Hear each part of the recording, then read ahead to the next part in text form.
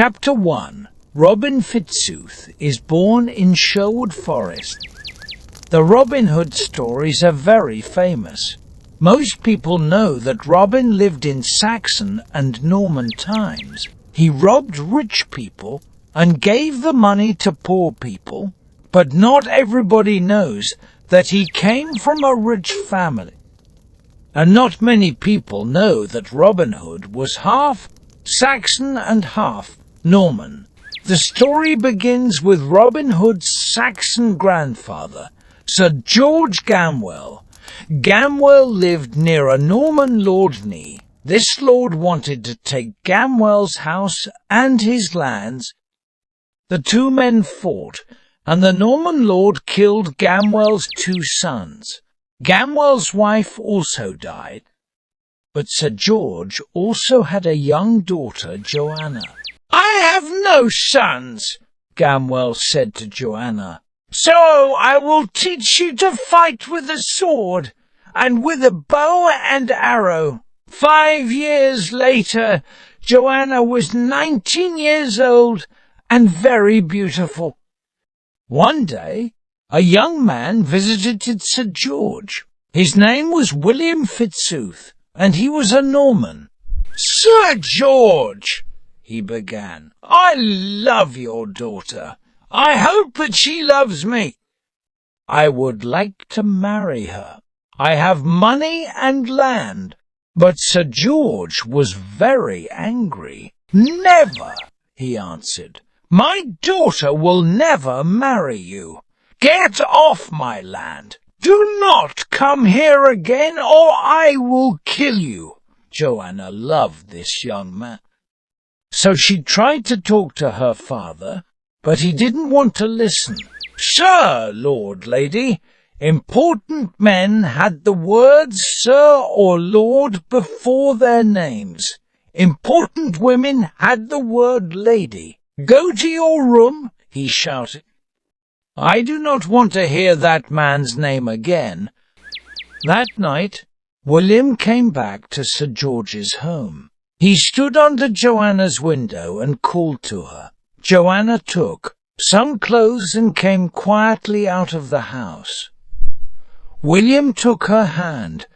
"Will you come with me and marry me?" as he asked. "We cannot live in my home because your father's men will look for you there. So we will live in the Green Forest." "I am sorry for my father," Joanna said sadly, "but I love you. I know you are a good man." "I will marry you." In the morning, Sir George woke late. He called to his men, "Where is my daughter? I want to speak to her." But Joanna was nowhere in the house. Sir George was very angry, then very sad. "I have no family now," he thought. One fine day in April, a year later, a man came to the house. "Your daughter sent me here," he said. "She wants you to come and see her." Sir George followed the man to the middle of Sherwood Forest. There, in the spring sunshine, he saw his daughter. He also saw a baby boy in her arms. Joanna looked up at her father and smiled. "This is Robin, your grandson," she said. She gave the baby to her father. Sir George wanted to be angry, but he was very happy with his grandson in his arms. "Robin, is that your name?" he said. "Well, little Robin, I wanted to kill your father, but that is not possible now. Please, daughter, come with your husband and live near me. Let's forget the past." "We will come and live near you, father," said Joanne. "But I will often bring my son to the forest. I will teach him to find his way in the forest in the day and at night. He will learn to make arrows for his bow and to catch forest animals. He will make a fire and cook the meat. The forest will always be his second home." Chapter 2.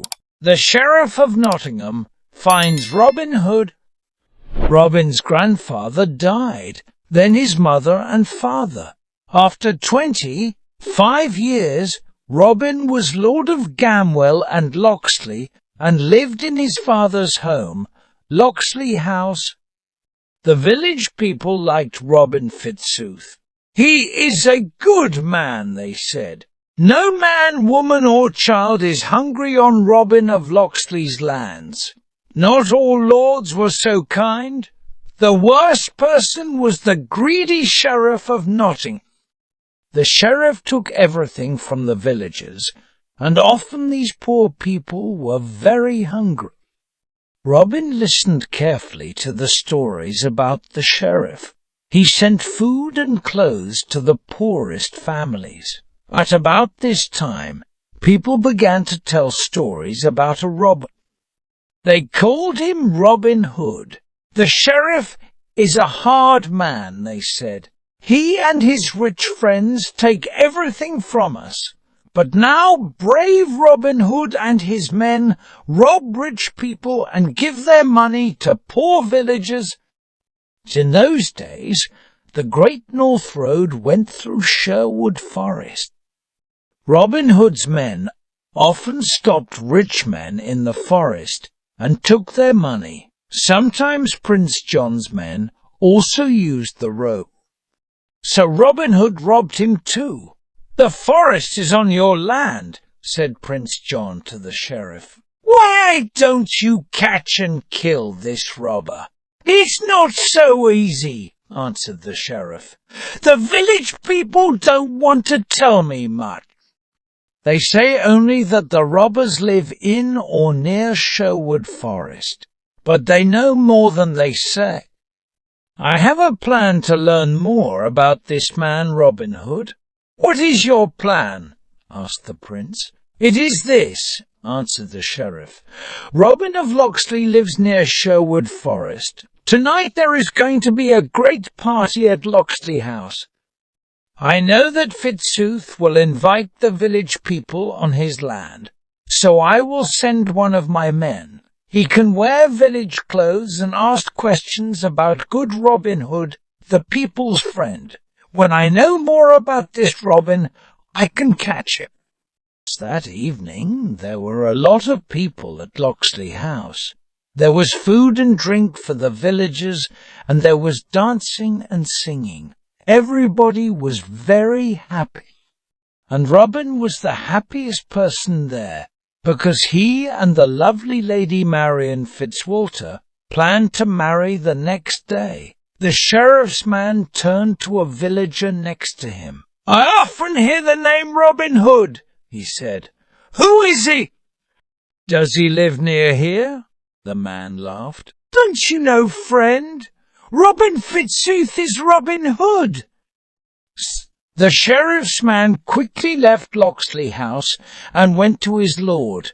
"This is better than I hoped," said the sheriff. "Tomorrow Robin Fitzooth will marry Lady Marian at St. Mary's Abbey, but my men will stop him and bring him to me. Prince John will kill him and give me Fitzooth's money and lands. Lady Marian's family is also rich. She will not marry Robin, so perhaps I will marry her. Yes, tomorrow will be a great day for me." Chapter 3. At St. Mary's Abbey. At 10 o'clock the next morning, Robin Fitzooth and Lady Marian stood in front of the abbot in St. Mary's Abbey. Lady Marian was some years younger than Robin, and very lovely. She wore a white dress, and her long hair was the colour of the forest trees in autumn. The abbot began to speak. "Robin of Locksley, he began to you." "Stop!" somebody called from the back of the church. Robin turned. It was the sheriff of Nottingham. Behind the sheriff were 20 men with bows and arrows. "My lord abbot," called the sheriff loudly, "this man has to come with me. He is the robber, Robin Hood." Then he turned to his men. "Why are you waiting? he asked. "Take him."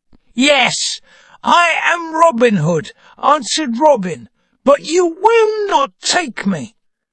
"Look carefully round the church, Sheriff. Do you not see my men?"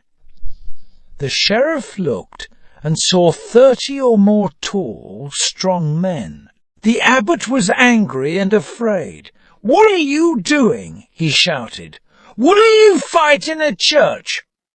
"This man has to come with me," said the sheriff again. "Give me your sword, Robin Hood, and come quietly. The good abbot does not want you to fight." As Robin walked slowly to the sheriff. "Here you are, my lord," he said, and hit the sheriff hard on the head with the top of his sword. The sheriff fell back. "Outside! Everybody outside!" shouted Robin. His men pushed the sheriff's men back through the church door. A great fight began outside the abbey. Robin spoke quickly to Marion.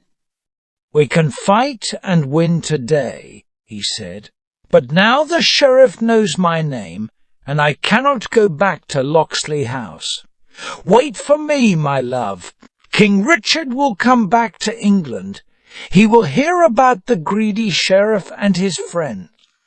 But now I will be Robin Hood of Sherwood Forest, and not Robin of Locksley.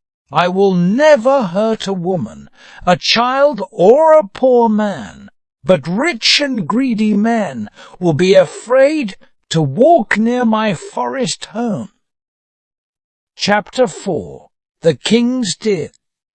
After the fight in the abbey, the Sheriff of Nottingham asked Prince John for Robin Fitzooth's lands. The prince sold them to him for a lot of money in gold. The greedy sheriff, of course, wanted to get the money back again as fast as possible. So his poor villagers had to pay the sheriff more money than before. The villagers on Robin's land also had to pay. Their new lord, the sheriff, was a very hard man. One of these villages was Farnsfield. It was very close to Sherwood, and the villagers often went into the forest.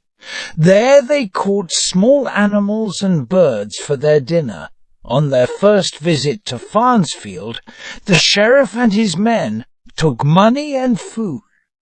They also found an old man in the forest with a dead deer on his back. That evening, the sheriff called all the villagers. Then his men brought out the old man and the dead deer. "Listen well," said the sheriff loudly. "You know that the deer in the forest are the king's deer. The king and his lords can catch and kill them. You cannot. This evening I will help you to remember that." The sheriff looked at the villagers and smiled. Nobody spoke. Then he turned to the old man. "What is your name, old man?" asked the sheriff coldly. I am Much the Forester, my lord," answered the man, very afraid. "Well, Much the Forester," said the sheriff, "you killed a king's deer. How much are you going to pay me for it?" "My lord, you know that I cannot give you anything," said poor Much. You took our money and our food. I found the deer, but it was dead. I didn't kill it." "I am not interested in your stories, old man," said the sheriff. "You cannot pay me any money. Very well, then you will have to pay with your life." He turned to one of his men. "Kill this robber," he said, and pulled down his hoe. "This will be a lesson for the villagers of Farnsfield." The sheriff's man took out his sword and pulled back Much's head. The villagers could not help the old forester because they were afraid. But Much called out, "No! Kill me! But please do not pull down my house. It is my son's home too, and he did not hurt you. He did not take the deer. "Wait, please!" Much turned his eyes to the forest. "Oh, Robin Hood," he thought, "where are you now? Only you can help me." "Well, he can stay in your house when we pull it down," he laughed loudly. But the sheriff looked more carefully at the forester. "Wait!" he called. "I think this man knows something. Old man, why are you looking into the forest?" "Do you think that Robin Hood will help you? Do you know something about him? Tell me, and perhaps I will not kill you." "I can take you to Robin Hood," said Much quickly. "I can take you to his home in the forest. It is this way. Follow me." The sheriff's man took his hands away, and Much began to move slowly to the forest. Then he suddenly ran as fast as he could. "Catch him!" shouted the sheriff. Much was nearly inside the forest now, but the sheriff's fighters quickly took out their bows. 3 arrows hit him, and Much fell to the ground. His open eyes looked up at the sky. "I said catch him, not kill him," said the sheriff angrily. "Now the man is dead. He cannot tell us anything." He looked at the villagers again. "Perhaps one of you can tell me the way through the forest to the robber's home. I will pay you well." But nobody told the sheriff about Robin Hood. The sheriff was now very angry. "There is nothing more for us here," he said to his men. "Pull down the forester's house, and we will go." He turned one last time to the villagers. "The next man with a deer will die too, but not as quickly. Remember that." Later in the evening, the villagers carried Much into the center of the village. The forester's young son stood outside his father's house.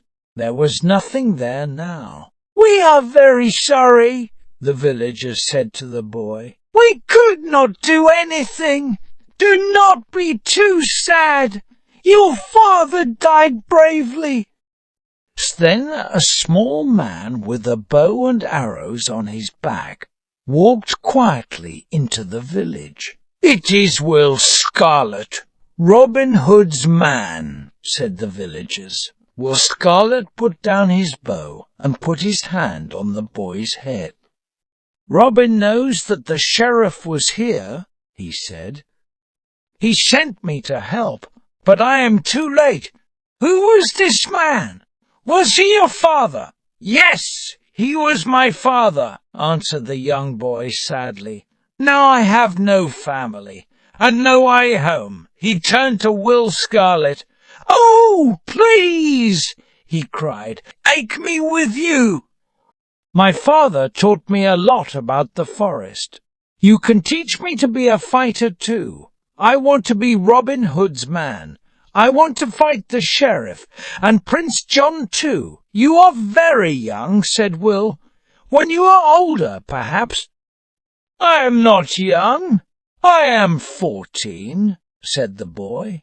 "I am small, but I am strong. I learn quickly. I have nothing here. Please take me with you." And so Will Scarlet took young Much to Robin Hood. That year many young men came to the forest. They all had stories about the sheriff and his men.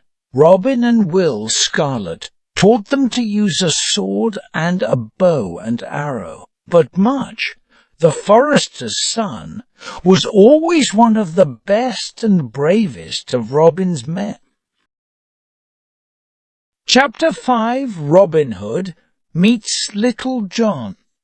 In the first weeks and months after the fight in the abbey, Robin and his men worked very hard. They cut down young trees and built homes in the center of the forest.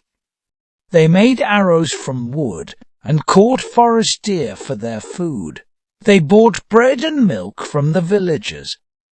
Sometimes Robin liked to leave his men and look for adventure.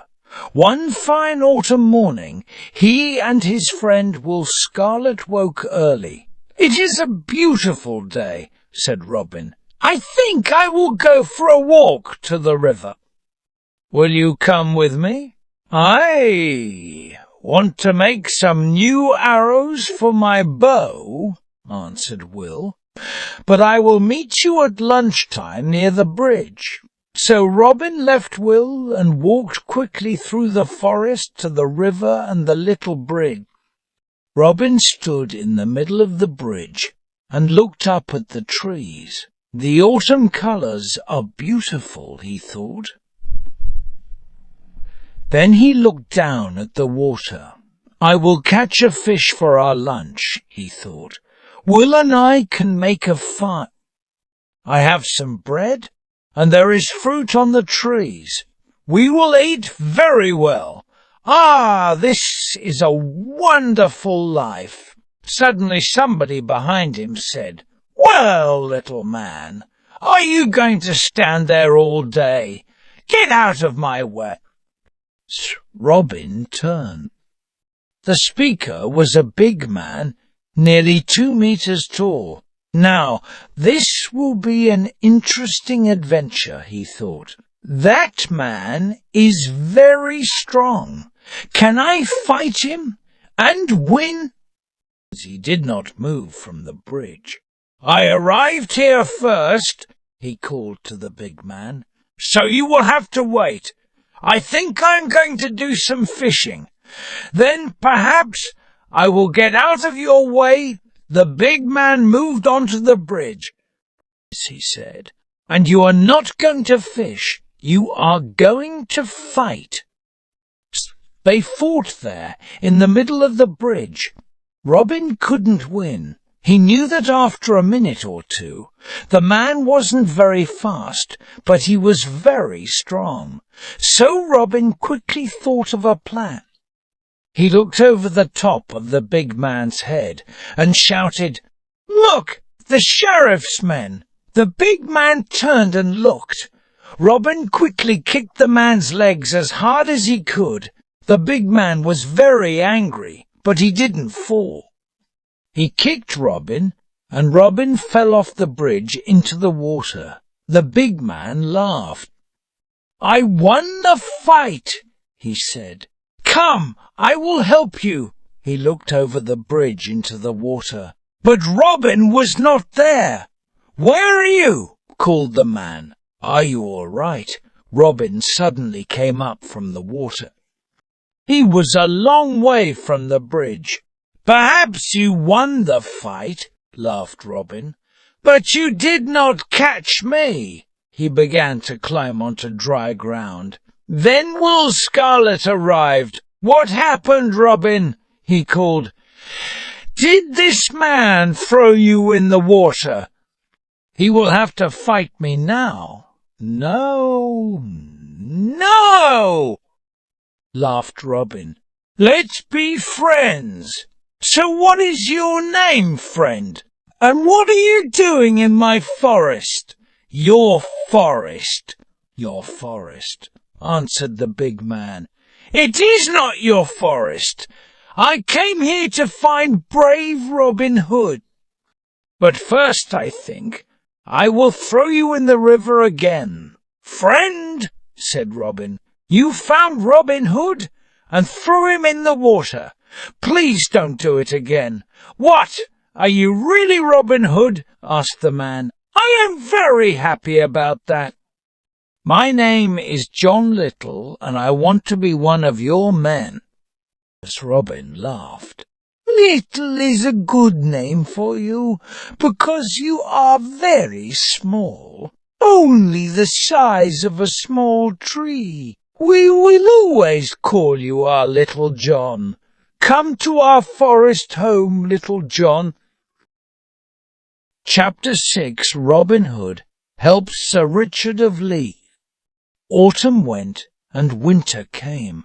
One cold but sunny day in January, A man came slowly over the Great North Road on an old horse. The snow on the forest trees shone in the winter sunshine, but the man did not look at the forest. He looked only at the road in front of him. "It is a beautiful morning," he heard suddenly. "Why are you so sad?" Will Scarlet came out of the forest and stood in the middle of the road. The man looked up. "Who are you?" he asked. "My name is Will Scarlet," said Will, "and I am Robin Hood's man. Are you afraid?" "No, I am not afraid," said the man. "I know that Robin Hood helps poor people." "But he cannot help me," Will Scarlet laughed. "Perhaps we can help you, and perhaps we can't. Robin Hood and his men love dangerous adventures. Come and eat with us. Tell us your problems." So Will Scarlet took the man to Robin Hood. First they gave him food and drink. He was very hungry. "You eat well in your forest home," said the man.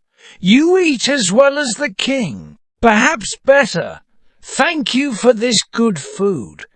Then he stood up. "Wait," said Robin. "Can't you pay us something for your dinner?" "With a little gold, I can help many poor families." The man did not answer for some time. Then he said, "I have gold in my bags, 600 pounds, but I cannot give it to you. I am going to St. Mary's Abbey." "This money is for the abbot." "That is a lot of money," said Will, "and the church has too much gold." "That is my problem," said the man. "The abbot wants more, 500 pounds more, and I cannot pay him this year. Perhaps he will wait another year, but I think not." "I think that he will ask for my lands, and my home too." "Yes," said Robin. "The abbot is a greedy man. Tell us your name, friend, and tell us your story too. Perhaps we can help." So the man told his story. His name was Richard of Lee, and his son killed a man in a fight. The man died, and the sheriff of Nottingham's men took the boy away. "Ah!" the sheriff said, Robin. "Another greedy man. Did he ask for money?" "You know him well," answered Richard of Lee. "He said, 'Pay me 1,000 pounds or your son will die.' I am not a rich man, but the abbot of St. Mary's paid the money for me. This happened last year. Now I have to pay the abbot. He wants 1,100 pounds, and I can only give him 600. Robin laughed. "I can give you the money, but first let's try something. Perhaps the good abbot is not a bad man. Tell him that you do not have the money. Ask him to help you. Ask him to wait another year." Then Robin turned to his men. "Who will go with this man and listen to the abbot's answer?" "I will go with him," said Little John. "I am ready for an adventure." Chapter 7. Sir Richard pays the abbot.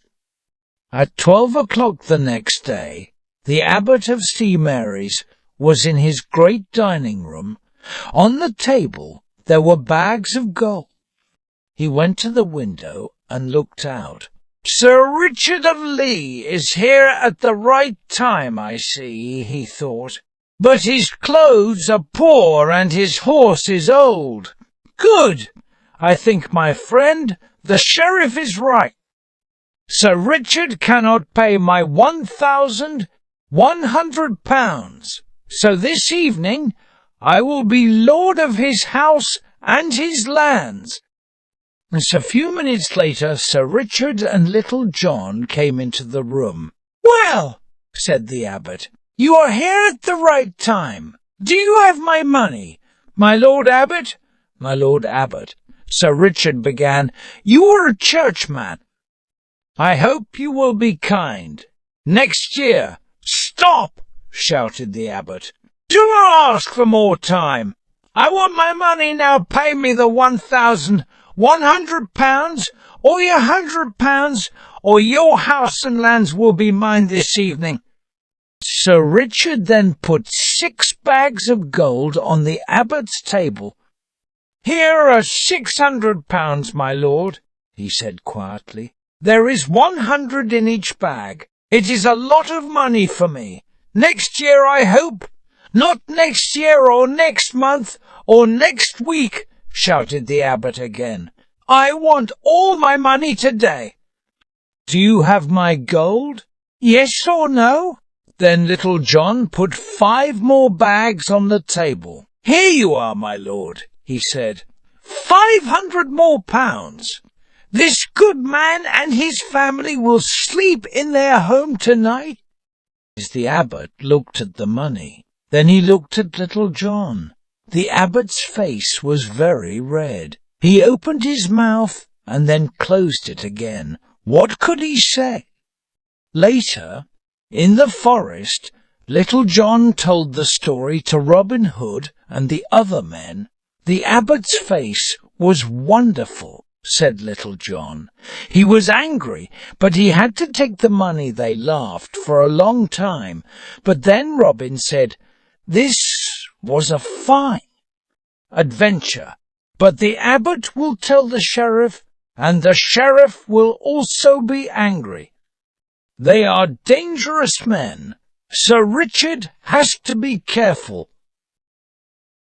Chapter 8.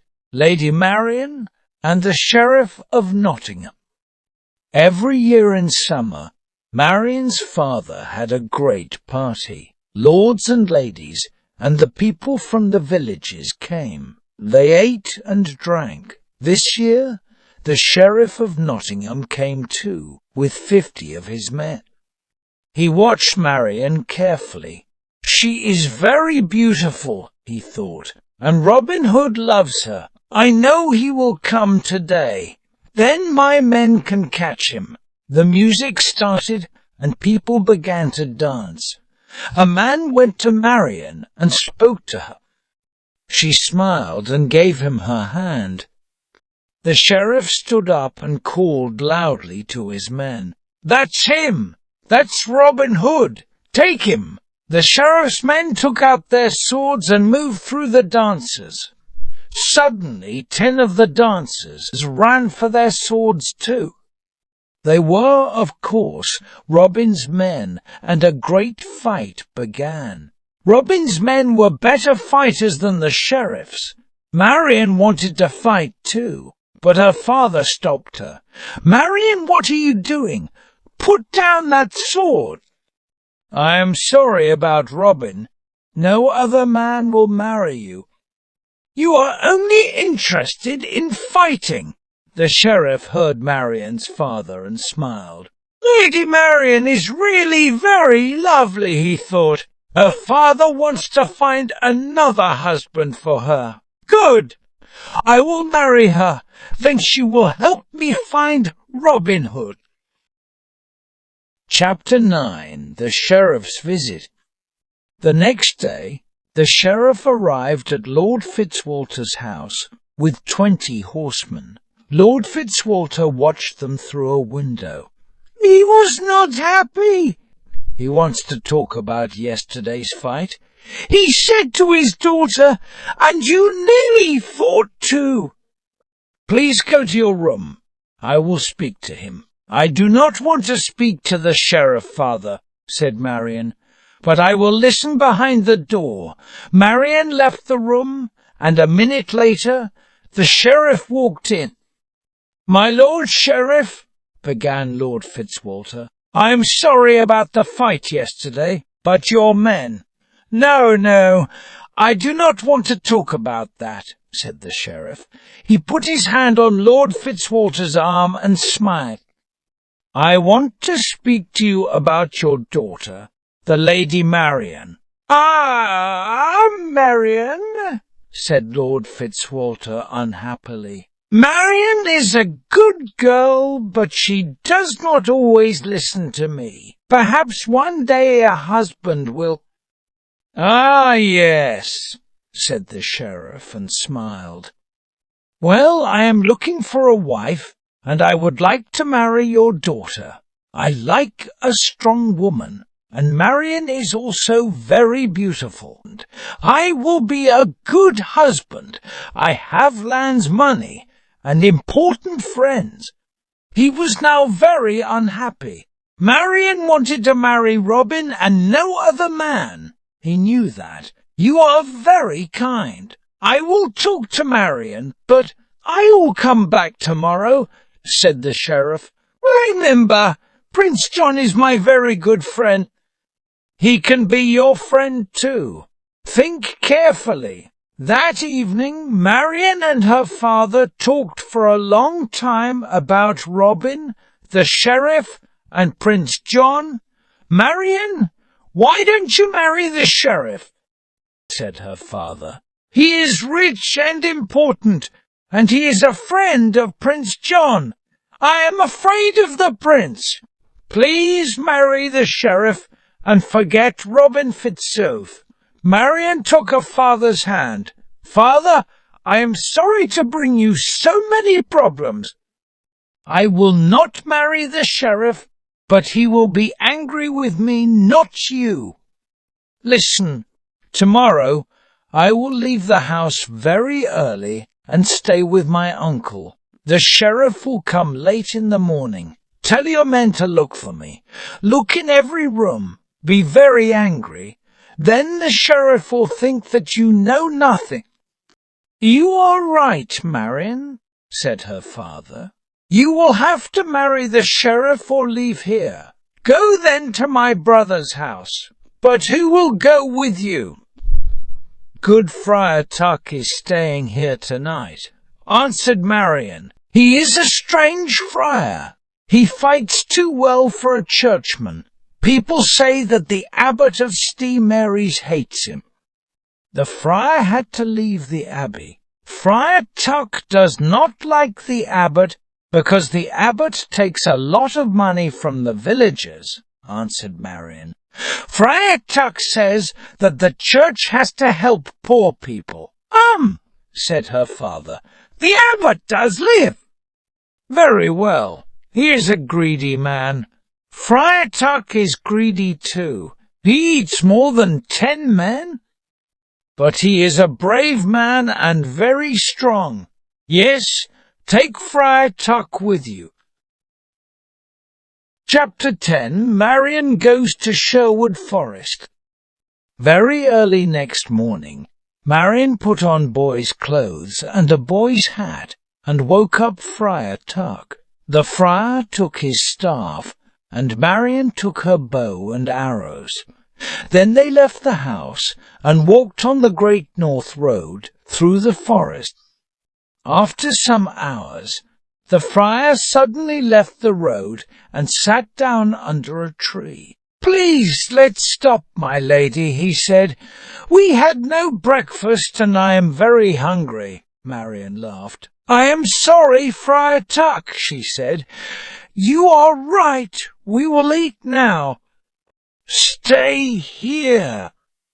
I will take your staff and my bow and arrow and catch some animals.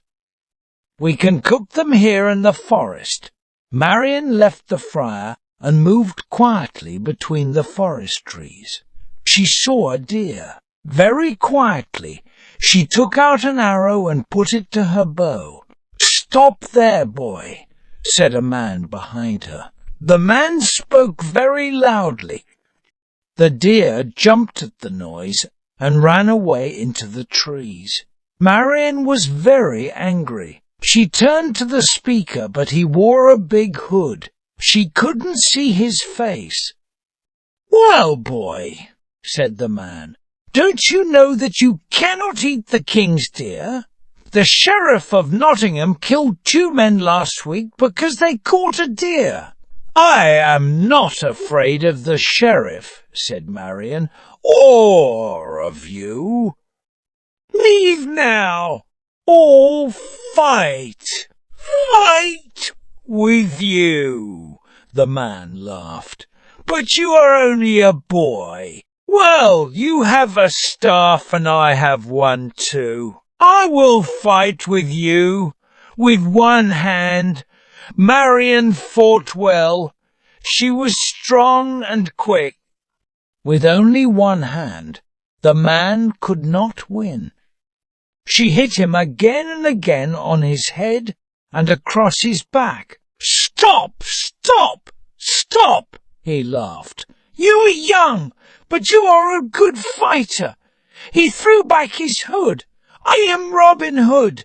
Will you come with me and be one of my men?" "Robin," said Marion, and threw back her hood too. Her lovely red hair fell down her back. "Marion," answered Robin, "what are you doing here in the forest? Is nobody with you?" "And with a friend, Friar Tuck," said Marion, "and he is very hungry."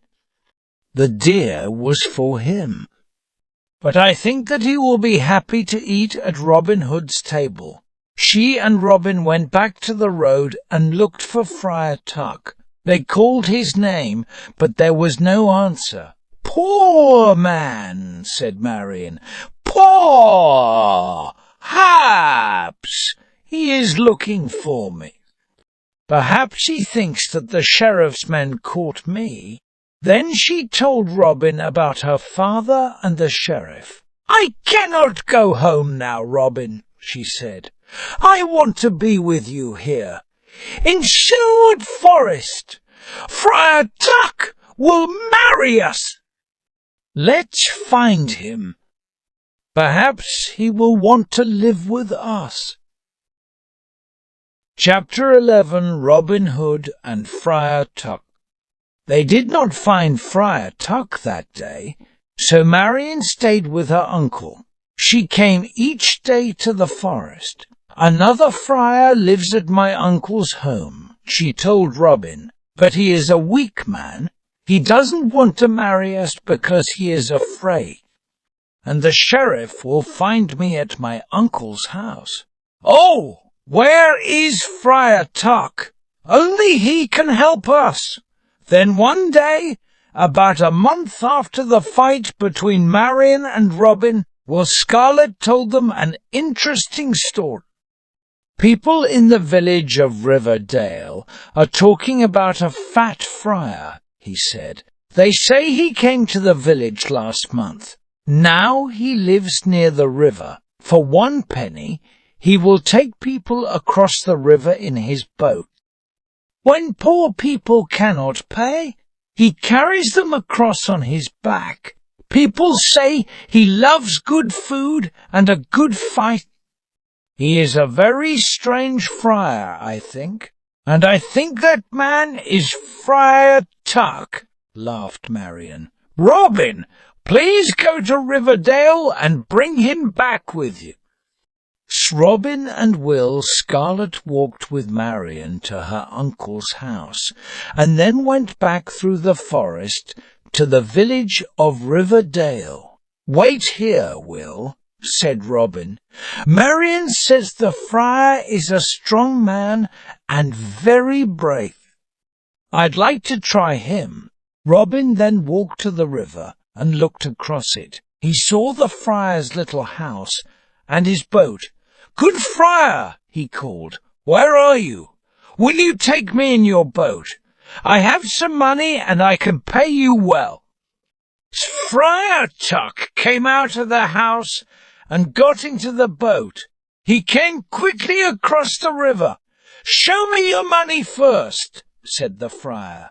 "Then you can get in." He jumped from the boat to dry ground and held out his hand. Robin gave him a penny and walked to the boat. But he didn't get in. He pushed the boat, and it moved slowly away, down the river.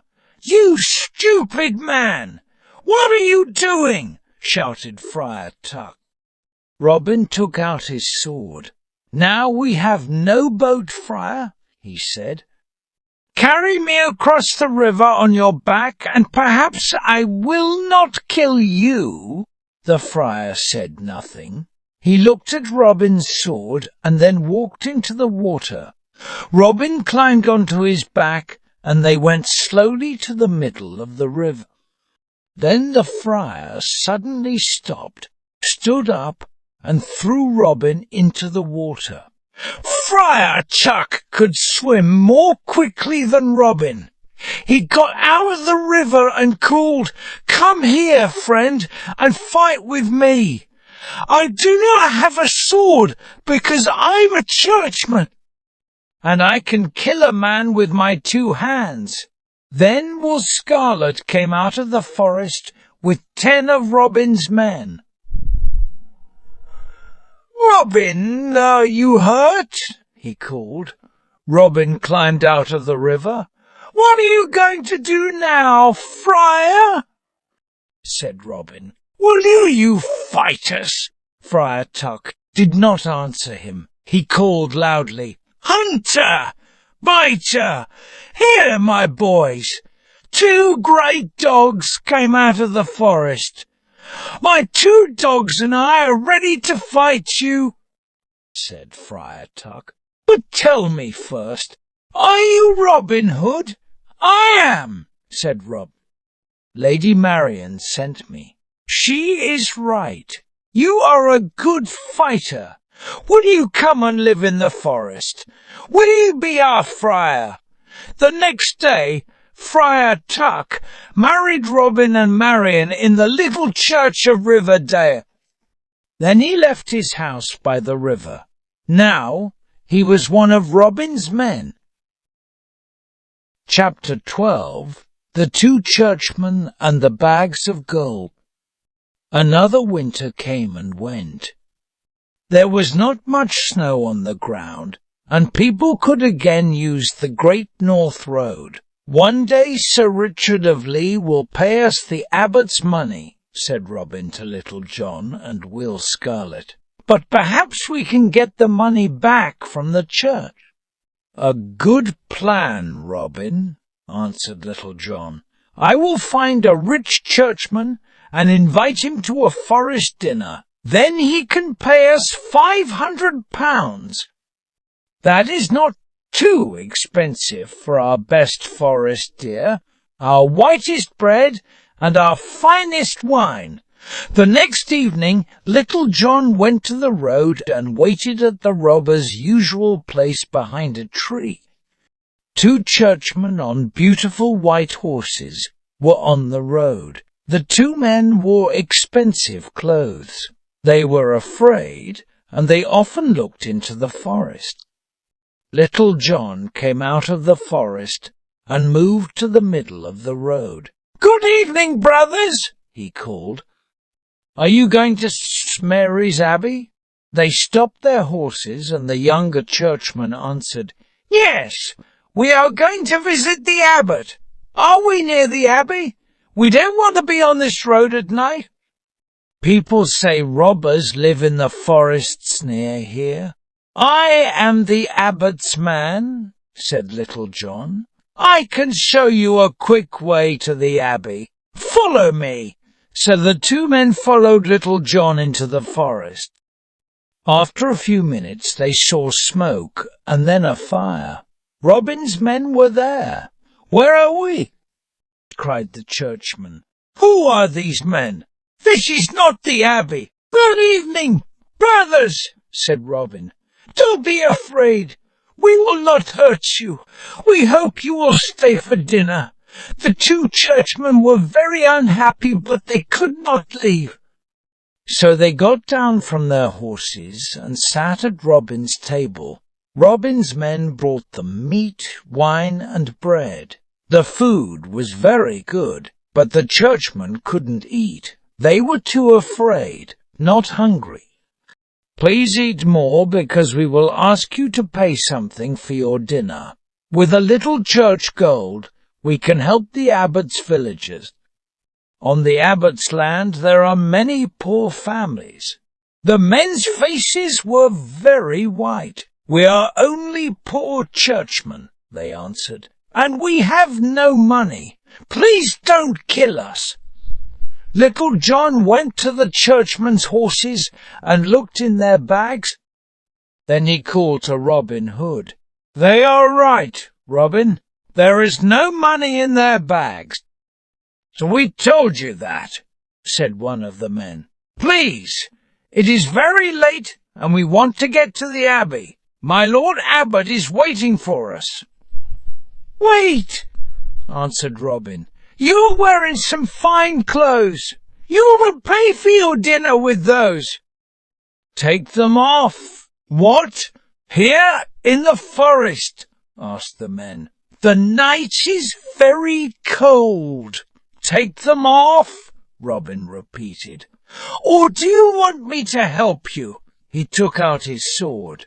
The two men slowly took off all their clothes. The robbers looked at the churchmen and began to laugh.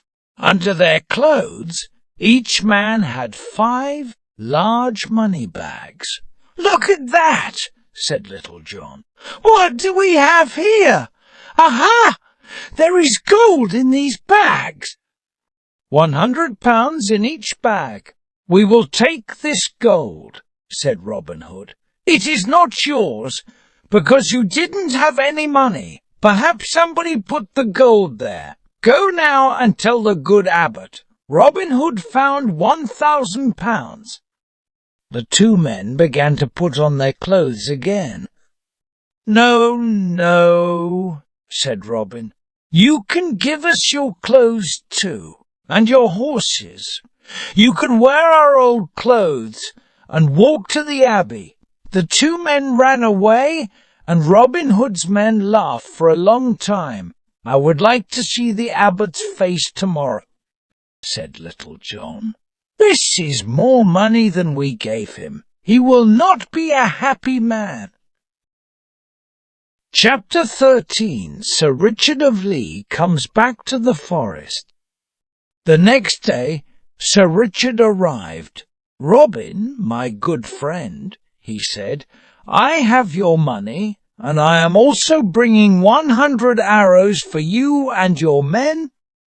My wife and her friends made them." "You are a good man," Robin answered. "We are very happy about the arrows, but I will not take your gold. The abbot took that money last year, and yesterday the church gave it back to me." As he told Sir Richard about the two churchmen and the bags of gold under their clothes. "Now," said Robin, "I would like to give you and your lady something. I would like to give your wife this beautiful white horse, and for you I have some fine clothes." As two churchmen arrived at the abbey later the next day, and also told their story, the abbot was very angry. "Robin Hood is laughing now," he said, "but one day the sheriff or I will kill him for this." Chapter 14. Robin Hood and the Gold Arrow. Every day the sheriff's men brought new stories about Robin Hood. Prince John heard the stories too. "This man, Robin Hood, only has 50 men, he said to the sheriff.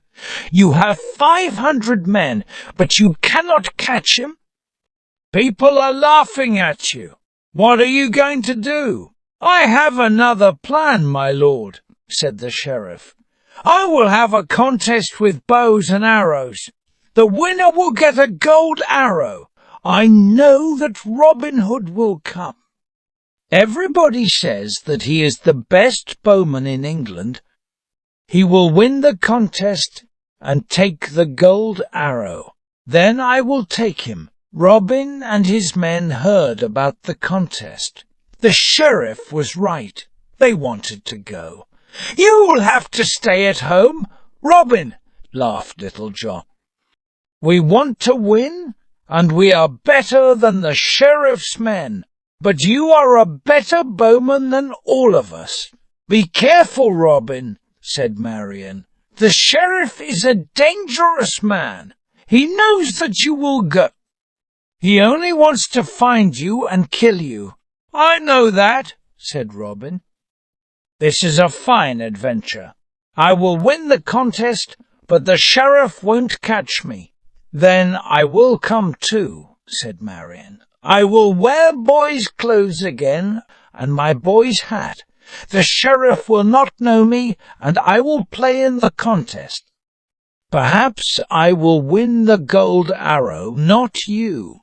On the day of the contest, many people came. Some people played and other people watched. 100 of the sheriff's men were there too. "The winner of this contest will be Robin Hood," the sheriff told his men. "He will come to take the gold arrow from me. Then you can take him, but do not kill him. Prince John wants to meet him first." The contest began. One man was the best. "That man is Robin Hood," thought the sheriff. "People say he is clever, but we will catch him easily. That big man with him is Little John, and the fat man is Friar Tuck. We will take them too. But who is the boy? He is very good with a bow and arrow too." As the contest finished, and Robin Hood was the winner, he went to the sheriff and smiled. "The arrow is mine, I think," he said. The sheriff smiled coldly and gave him the gold arrow. Then Robin turned away. "Take him now," shouted the sheriff to his men. But 20 of Robin's men took off their hoods and moved behind Robin. A great sword fight began. Robin's men and the sheriffs fought for a long time. Marion fought too this time, and she fought well. Many of the sheriff's men died that day. The sheriff was very angry. "Where are Prince John's men?" he shouted. "They are late, and Robin Hood is winning." Then Prince John arrived with 50 men on horses. "They are too many," called Robin to his men, "and they are on horses. Get back to the forest." "Marion, come!" Then Will Scarlet called out. "Robin, Marion, they hurt Little John." "Don't wait for me," said Little John. "It is my leg. I cannot walk." "Go! Go!" "Never," said Robin. With Will and Marion's help, he put Little John on his back and ran to the forest road. Suddenly a man arrived on a white horse. It was Richard of Lee. "Quick! Robin, put Little John on the horse, and follow me. The sheriff and his men will not look for you in my home." So Sir Richard helped his friends Robin, Marion, Little John, and Will Scarlet. They stayed at Sir Richard's house that night. Robin told Sir Richard and his wife about the contest and about other adventures in the forest. "You have many adventures, my lady," said Sir Richard's wife to Marion, "but you live dangerously. You cannot go home or visit your father. How will these adventures end? When will you leave the forest?" "One day King Richard will come home," answered Marion. "Then life will be better for poor people, and Robin and I will go home." Chapter 15. The Tall Friar.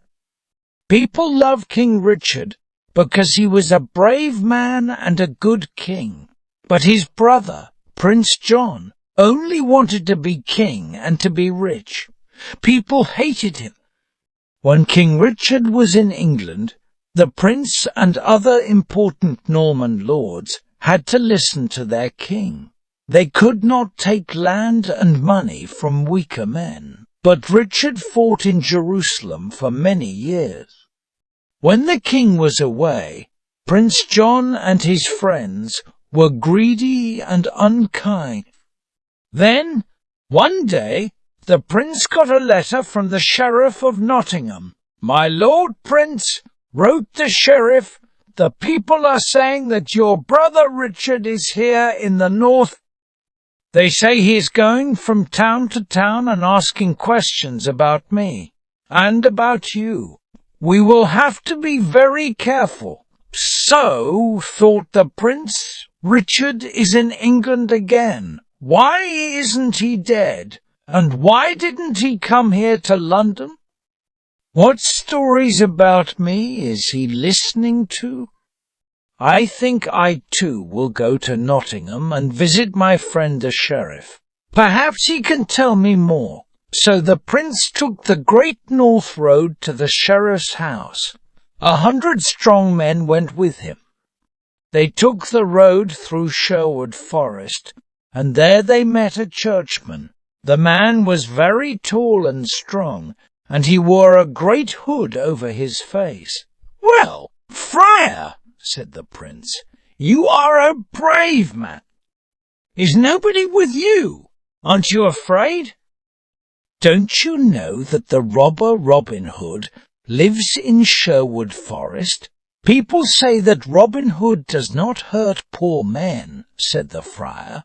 "People say stupid things," answered the prince angrily. "They say that my brother Richard is in England.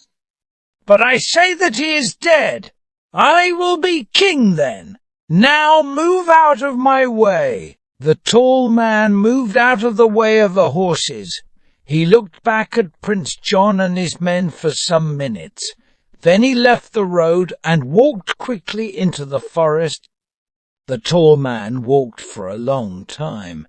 Evening came. Then he heard something up in the trees. "Good evening, brother. Why are you walking in the forest? Is nobody with you? Are you not afraid?" The tall man laughed. "Another person asked me that question.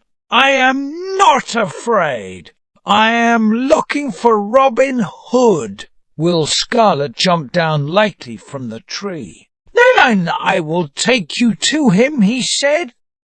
When they arrived in the middle of the forest, Robin's men were there. There was good food on the tables again.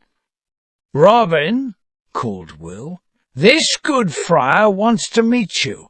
"We want to meet him too," said Robin. "We will eat with rich men, but we ask them to pay for their dinner. Poor people pay us with their story." "What's your story, friend? Why do you want to meet me?" "This is my story," said the friar. "I left England with King Richard. Now the king is in England again, and I came too. People everywhere tell me stories about Robin Hood, so I wanted to meet you." "Oh, Robin," said Marion, "this is wonderful. The king is here in England. Let's go and find him. We can tell him everything about the sheriff and Prince John. I love no man in the world more than the king," said Robin. "But what will he think? His brother is a greedy man. I can tell him that. But Prince John will say I am a robber. I think, for now, that I will stay quiet." The tall churchman stood up. Then he called loudly, "To me! To me!" Suddenly 50 strong men came out of the dark night and stood behind him. "What is this?" said Robin. "Are you Prince John's man? Are the prince and his men here? Are they really so brave? Perhaps my brother is not a brave man? But I am Richard, your king, and I wanted to meet the famous Robin Hood. I hear many good stories about you, Robin, and other people also tell me bad stories about my brother. I know that John gave your lands to the sheriff, but from today you will be Robin of Locksley again and the king's friend." Chapter 16. The Last Adventure. After his visit to Sherwood Forest, King Richard went back to London. Robin and his men left the forest. Will Scarlet went to London with the king, but Little John stayed with Robin and Marian at Locksley House. One day, 2 years later, Robin visited his old friend Friar Tuck. They talked for a long time about their adventures. "I eat too well now, Robin," said the friar. "I am too fat and I cannot fight. People say that King Richard is ill. I hope that he will live for a long time. I hope that John will never be king. I wouldn't like to sleep on a hard bed in the forest again." On the way home, Robin walked slowly and thought about Friar Tuck's words. Then he heard the noise of horses' feet on the road and looked up. It was the sheriff and his men. "Robin Fitzooth," called the sheriff, "I have here a letter from the king. It says that you will come with me." "From King Richard?" asked Robin. "Why does the king send you?" "He knows that we are not friends." The sheriff came nearer, but not too near. He was very afraid of Robin. "Not King Richard," he answered. "Richard is dead. I am talking about King John. Take him, men." Robin pulled out his sword and began to fight. At the same time, he moved slowly away from the road to the forest. There were too many men. He couldn't win. He had cuts on his right arm, and the arm hurt very badly. When he got to the forest, he ran. He could find his way through forest very well, and the sheriff's men lost him. Robin went through the forest to St. Mary's Abbey. In front of the abbey, he fell to the ground. There, the abbot's men found him. "It is Robin Hood," said the abbot.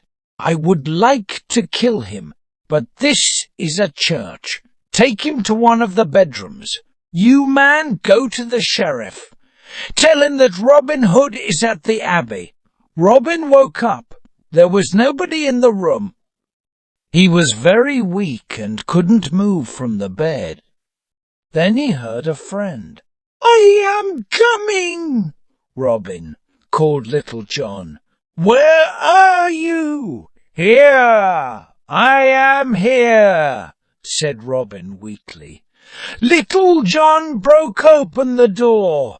Robin spoke very slowly. "Carry me to the window." "Good. Now give me your bow." Little John helped Robin to put an arrow in the bow. They pulled. The arrow flew a long way into the forest. "Take me to that place and put me in the ground there," said Robin. "There is a place in the forest near the abbey. There you can find these words. Under this stone is Robin Hood. Remember Robin and his men. No braver man will come again."